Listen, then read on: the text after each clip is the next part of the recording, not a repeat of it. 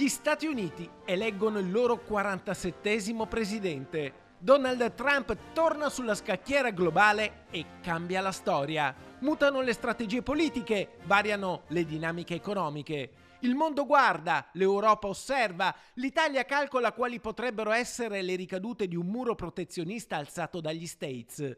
E Vicenza, la prima provincia italiana per volume di export pro capite che fa dell'internazionalizzazione il suo punto di forza, si prepara ad affrontare un futuro che sta già cominciando, in cui cambieranno i paradigmi, gli equilibri politici ed economici. Il cambiamento era nell'aria, ma se guardiamo anche le elezioni europee in generale e quelle nazionali è un processo che è già in atto da qualche anno. Pensieri e parole di Alessandro Trentin, presidente veneto di Confimindustria. Il cambiamento era nell'aria, ma per l'export vicentino potrebbero esserci delle opportunità. La politica di dazi che ha annunciato la presidenza Trump, l'amministrazione Trump, dovrebbe colpire anche alcuni paesi dell'Unione Europea. Trump dice che, una banalità, che l'Europa non è un'entità sovrana e quindi tratterà con ogni paese sovrano, tra cui appunto l'Italia, delle condizioni. Noi come paese manifatturiero abbiamo delle caratteristiche di precisione, di alta precisione e di convenienza da un punto di vista del prezzo ancora, nonostante, voglio dire,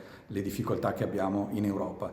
Quindi anche sul food direi di stare abbastanza tranquilli, perché i nostri prodotti sono di una qualità inarrivabile e il consumatore americano, se vuole mangiare per esempio il parmigiano reggiano, continuerà a mangiarlo anche in caso di dazi, ma io sono molto dubbioso che questi arriveranno a colpire questi tipi di prodotti. Insomma, le eccellenze del Made in Italy, dalla moda al food, potrebbero non risentire del muro protezionista che gli Stati Uniti potrebbero alzare anche nei confronti dell'Europa.